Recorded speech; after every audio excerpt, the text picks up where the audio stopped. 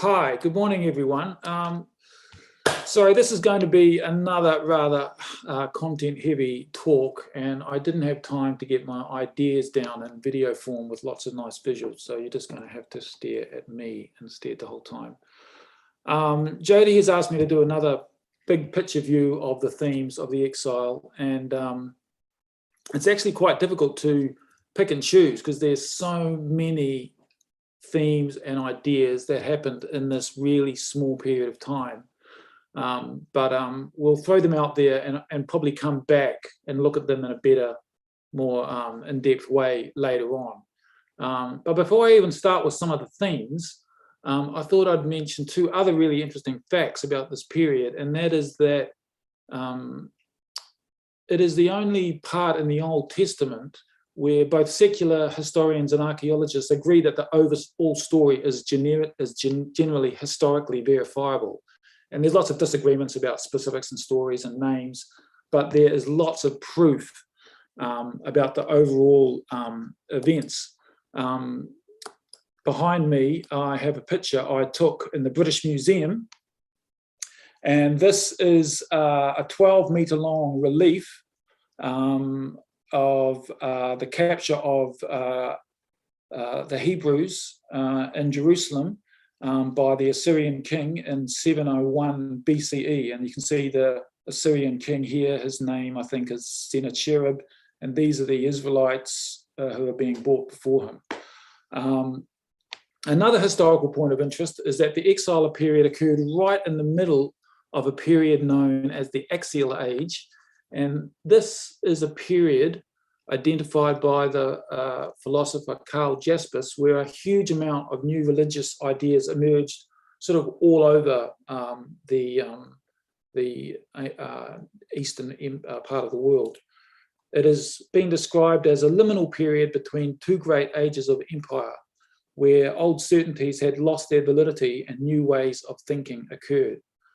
During this period between the 8th and 3rd centuries BC, so exactly around the exile period, Taoism and Confucianism emerged in China, Hinduism, Buddhism, and Jainism emerged in India, Zoroastrianism in Persia, and then, of course, all the philosophies in Greece, Sophism, etc., and finally, the main ideas of Judaism emerged in the Levant.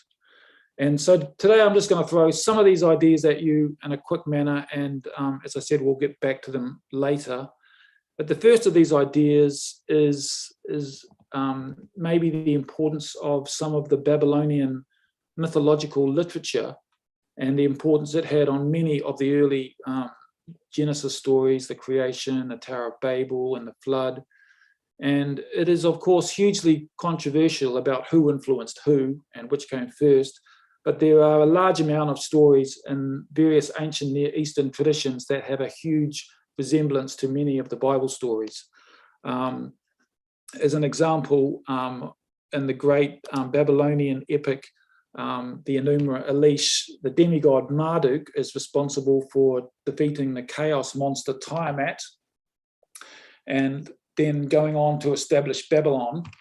And this is partly based on a much older Akkadian story of Ninurta, a storm god who established the city of Nimrud. And then in Genesis 10, 8-12, Nimrod is the great warrior hunter who also built Babylon and the Tower of Babel. The other hugely important empire was, of course, the Persian Empire that influenced them through this period. And of course, we have the wise men, or the Magi, who came to see the baby Jesus 500 years later. The idea of paradise was first introduced by Persia, and this means walled garden. And Persian views of the afterlife seem to have deeply influenced the exiles as well. As for most of the Old Testament, salvation was very much an earthly based concept. And then finally in Isaiah 54:1, the Persian king Cyrus is appointed by God for the task of freeing the Israelites, and he is given the really important term of Messiah. And Messiah is really only a divine title used for like high priests and later on for Jesus. And he's the only non-Jewish figure in the Bible to be given this title. And this idea that God will use a profane outsider to do his divine will still sort of is being cited today by some American Christians in their undying support for Donald Trump, who was compared directly with Cyrus. The Kingdom of Israel was not actually around very long. It was established about 1000 BC, and as Jody said, it's quickly split up into Israel and Judah, and then got wiped out altogether about 500 years later. And when the Persians did finally free the Hebrews back to their homeland, they weren't allowed a king. And the Persians sort of controlled Jerusalem and their huge, vast empire by a system of local satraps, and particularly in Jerusalem through a kind of a priestly caste that was obviously later quite corrupt. This tension between the idea of whether God wanted a kingly ruler or a priestly ruler is depicted in various places in Old Testament stories as well. The Hebrews obviously resented this fact that even though they were back in their homeland, they never really ruled themselves ever again. And this idea of a continuous exile emerged, setting the stage for the desire for a future savior and a future perfect kingdom, and the introduction of a powerful eschatology that sort of continued. Another idea is the model of the third way, which was developed at this time by the prophet Jeremiah. And this is the idea that under occupation or exile, you neither capitulate or resist your oppressor, but develop a humility so as to work hard and submit to your worldly rulers, but then to never compromise on the important issues. The Jews forgot this lesson under the Romans 500 years later, when their pride caused them to rebel, and then they got totally wiped out and disbanded in 70 AD when the Second Temple was totally destroyed. Jeremiah also introduced the idea of true monotheism for the first time in this period. In conjunction with this was the concept that heathen gods were not other deities Yahweh had to battle with, but they were just figments of the imagination of their enemies. Closely connected with this idea of a single God was the idea of a personal God. As I mentioned last time, the idea of the centrality of the temple and the importance of the priest as mediators between God and the temple all started to break down when the temple was destroyed. And Jewish theology started to become much more internal and prosaic, and with the idea that even a lowly person could have their own relationship with the divine.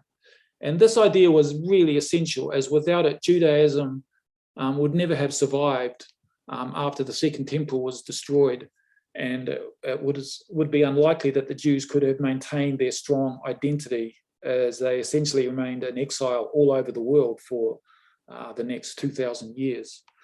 And then some other big ideas in this time are the Son of Man terminology, which is a really strange, interesting concept. The strange term, the Day of the Lord, which was first used here as well. And then the strange visions of Daniel and Ezekiel, which fed into revelations in the New Testament 600 years later. And that, of course, has led to many theories about and books about the end times, which are still influence people today. And so, as you can tell, it was a really dense period, and I kind of see it like an hourglass, which had lots of ingredients and influence that kind of poured into it, and then it was kind of brewed in a pressure cooker over this exile period, and then recontextualized and rearranged by the scribes to form the interpretation of the Old Testament, which they wrote down and compiled in the scriptures as we know it today. And of course, the conclusions are still kind of flowing sort of throughout history. And finally, I have once again sort of used two more of our friends from the Bible Project two videos from them